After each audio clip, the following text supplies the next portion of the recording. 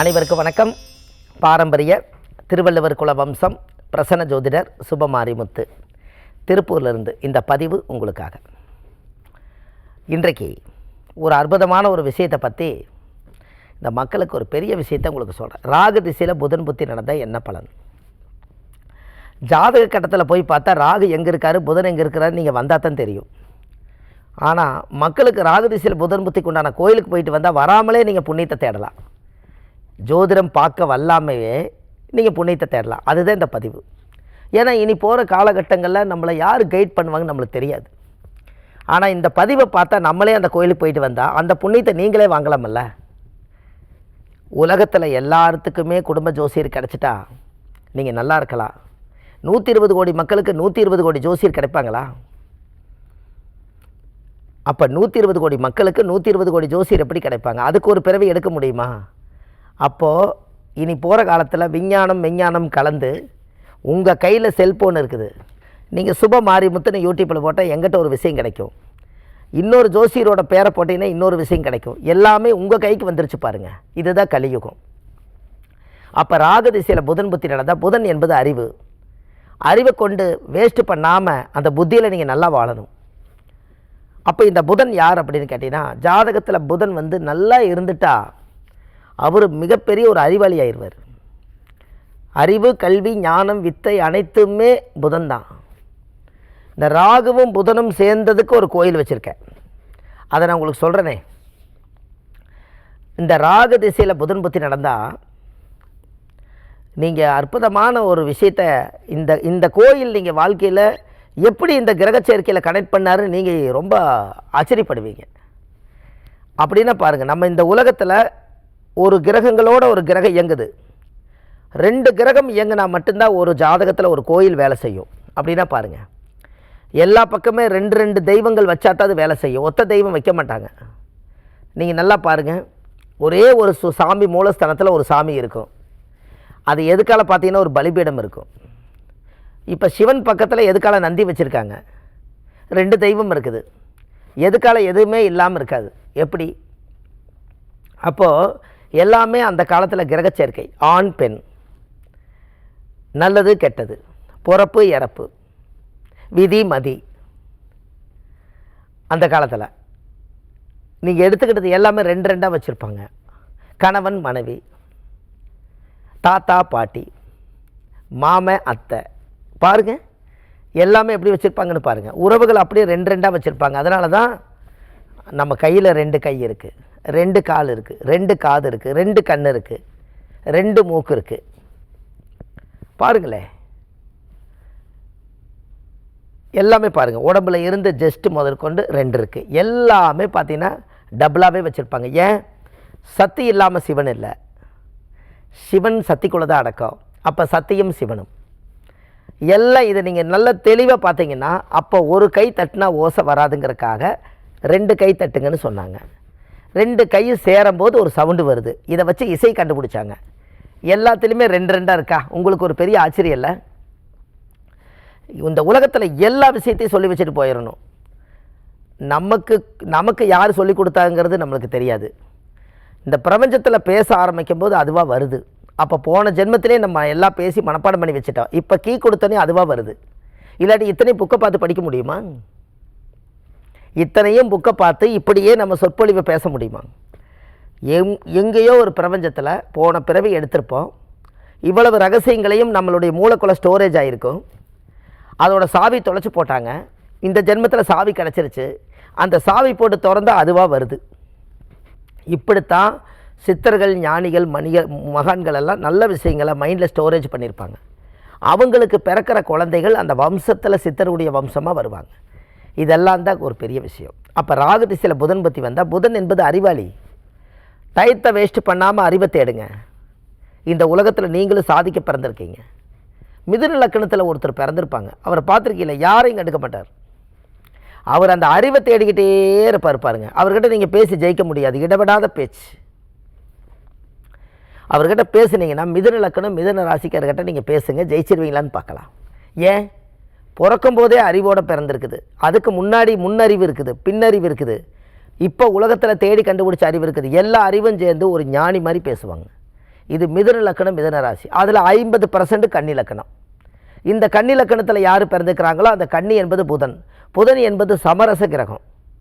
சமாதானமாக போய்க்கலாமப்பா, எதுக்கு தகராறு பண்ணிட்டு இருக்கிறீங்க? இதை சொல்கிறது யாருன்னா புதன். இந்த கேரக்டரெல்லாம் நீங்கள் தெரிஞ்சுக்கணும் பாருங்களேன். அதுக்குள்ளே பாருங்கள், உத்திர நட்சத்திரம் இருக்குது, அஸ்தம் இருக்குது, சித்திர நட்சத்திரம் இருக்குது. மிதுனத்தில் பார்த்தீங்கன்னா மிருகசீரிசம் இருக்குது, திருவாதிரை இருக்குது, புனர்பூசம் இருக்குது. ஆனால் ஆல்ரெடி மிதுன கன்னி ராசி, மிதுன கன்னி லக்கணம். இவங்க எல்லாமே பாருங்கள் சமாதானப்படுத்துறதுக்காகவே வாழ்க்கையில் போராடுவாங்க. ஏன்? சமரசமான கிரகம் புதன். சமரசமான கிரகம். ஏன் ஒரு அறிவாளி கொண்டு வந்து உட்கார வச்சு ஒரு பஞ்சாயத்து பண்ணுறா? இங்கே பாருப்பா, நீ இது தப்பு, நீ பண்ணுற தப்பு, இது ரைட்டு, அதெல்லாம் நீ ஏற்றுத்தான் ஆகணும்னு சொல்லி சென்ட்ரலில் அறிவாளி உட்கார வச்சு 2 பக்கம் சாயாமல் துலாம்ங்கிற மாதிரி கரெக்டாக சமரசமாக பேசக்கூடிய இது ஒரே கிரகம் புதன் தான். எப்படி இன்றைக்கி இதெல்லாம் கிடைக்கணுமே உங்களுக்கு? அப்போ இந்த ராகு திசையில் புதன் புத்தி நடந்தால் நீங்கள் எடுத்துக்கோங்க. 981 புத்திக்கு பலன் எடுத்து தரேன். நாளைக்கு அடுத்த காலத்தில் ஜோதிடம் பார்க்க வர்றவங்களுக்கும் கூட தசாபுத்திக்கு எனக்கு பலன் தெரியலைங்க, எனக்கு எப்படி சொல்கிறதுன்னு தெரியலன்னு இந்த பதிவை எடுத்து எழுதி வச்சு இதை நீங்கள் மனப்பாடம் பண்ணி வச்சு வரக்கூடிய மக்களுக்கும் கூட இந்த விஷயங்கள் எடுத்து நீங்கள் சொல்லிக் கொடுங்க. அள்ளி கொடுக்காட்டி சொல்லிக் கொடு. யார் வந்தாலும் காசு இல்லைனாலும் நீங்கள் சொல்லிக் கொடுங்க. ஏன்னா கொள்முதல் போடாத சொல்லு எதுன்னு கேட்டிங்கன்னா இது ஒன்று தான். ஆண்டவன் கொடுத்த அறிவை கிரியேட் பண்ணி உலகத்துக்கு சொல்லிக் கொடுங்க. நீங்கள் சொல்லிக் கொடுக்கலைன்னா உங்கள் மனசோடவே போயிடும். சொல்லாத காதல் செல்லாமலே போயிடுமா. ஒருத்தரை விரும்புகிறீங்கன்னு ஆசைப்பட்டுட்டு மனசுக்குள்ளேயே வச்சுருந்தீங்கன்னா நீங்கள் விரும்புகிறது அவங்களுக்கு தெரியாது. நீங்கள் சொன்னால் தான் நீங்கள் விரும்புகிறீங்கன்னு தெரிஞ்சால் தான் அவங்க எடுத்துக்கலாமா வேண்டாமான்னு முடிவு பண்ணுவார். அப்போ எல்லாமே மனசளவில் போயிடக்கூடாது. அப்போ இதெல்லாம் எதுக்காக? நம்மளுடைய வாழ்க்கையில் அறிவுபூர்வமாக வாழ்கிறதுக்கு ஆண்டவன் கொடுத்த அறிவை நம்ம பலப்படுத்திக்கணும். ராகு திசையில் புதன் புத்தி நடந்தால் ஸ்ரீரங்கநாதர் பெருமாளை போய் பார்த்துட்டு வாங்க. ஸ்ரீரங்கம் நாதர் பெருமாள், பெரிய திருவடி கருடாழ்வார், இந்த 2 கோயிலும் அதுக்குள்ளேயே இருக்குது. திருச்சி மாவட்டத்தில் கருடாழ்வாரும் பெரிய திருவடி கருடாழ்வாரும் ஸ்ரீரங்கத்தில் பெருமாளையும் பார்த்துட்டு வாங்க. ஆண்டாள் தாயாரையும் கும்பிட்டு வாங்க. ஏன்? ராகு திசையில் புதன் புத்தி நடந்தால் இந்த கோயிலை நான் எப்படி கிரியேட் பண்ணியிருப்பேன்னு சொல்லுங்கள். எப்படி கிரகச்சேர்க்கை இதில் இயங்கும்? ராகு என்பது பாம்பு, இந்த பாம்பு மேலே புதன் என்பது பெருமாள், பெருமாள் அது மேலே படுத்திருக்காரு. எப்படி கிரகச்சேர்க்கை வருதுன்னு பாருங்கள். அப்போ கரெக்டாக மேட்ச் ஆகுதா? அப்போ நீங்கள் அவரை போய் பார்த்தீங்கன்னா ராகு திசையில் புதன் புத்தி உங்களுக்கு ஃபஸ்ட் கிளாஸாக வேலை செய்யும். எப்படி? இதெல்லாம் தான் உலக ரகசியம். அப்போ ஜோதிடம் நம்ம படிக்கலைன்னா எப்படி இந்த விஷயம் கிடைக்கும்? ஜோதிட ஞானத்தை கண்டறியலைன்னா உங்களுக்கு எப்படி கிடைக்கும்? ஜோதிடம் என்பது கண்டெடுத்த பொருள். நம்மளுக்கு கிடைச்ச அதிர்ஷ்டத்தை வச்சு நம்ம பயன்படுத்திகிட்டு இருப்போம். அவங்கவுங்களுக்கு என்ன அறிவு இருக்கோ அதை வச்சு தான் அவங்க சொல்லுவாங்க. அதுக்கு நீங்கள் ஆண்டவனுக்கு தான் நீங்கள் நன்றி சொல்லணும். அவங்கவுங்களுக்கு ஆண்டவன் என்ன ஞானத்தை அறிவையும் கொடுத்தாரோ அதை வச்சு அவங்க ஜோதிடத்தில் வெற்றி ஆகிட்டே இருப்பாங்க.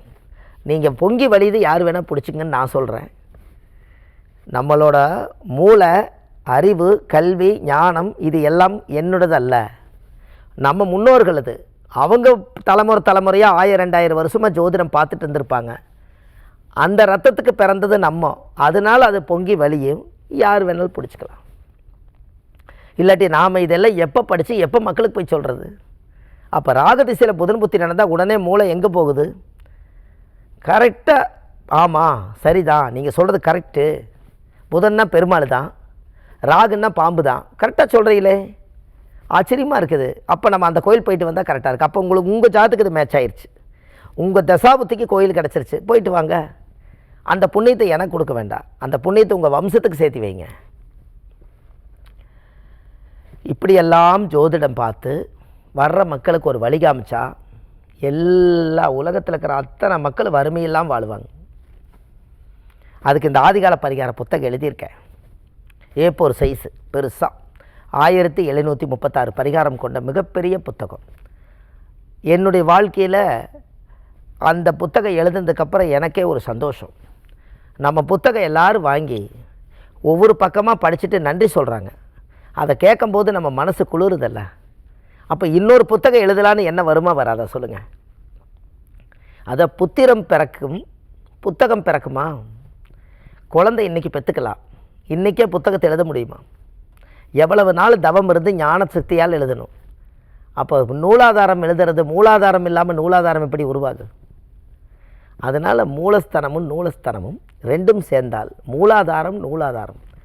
மூலாதாரம் இல்லாமல் நூலாதாரம் எப்படி உருவாகும்? அப்போ மூலத்தை பிடிச்சி தானே உருவாக்கணும். அது ஒரு நாள் எப்படி நடக்கும்? அதனால் எல்லாமே இந்த புத்தகம் வந்து கீழே போயிட்டு நம்பருக்கு கால் பண்ணுங்கள். உங்களுக்கு வீட்டுக்கே 2 நாளில் அது கிடச்சிரும். இது இல்லாமல் நம்ம ஆன்லைன்லேயே ஜாதகம் பார்க்குறோம், ஜோதிடம் பார்க்குறோம், பிரசன்னம் எல்லாம் நேர்லேயும் பார்க்குறோம். சென்னையில் வடபழனி முருகன் கோயில் வாசலில் தெப்பக்குளம் பக்கத்துலேயே நம்ம ஜோதிட அலுவலகம் இருக்குது. சனிக்கிழமை, ஞாயிற்றுக்கிழமை, திங்கக்கிழமை நம்ம ஜோதிடம் பார்க்குறோம். மற்ற தினங்கள் திருப்பூரில் பார்க்குறோம்.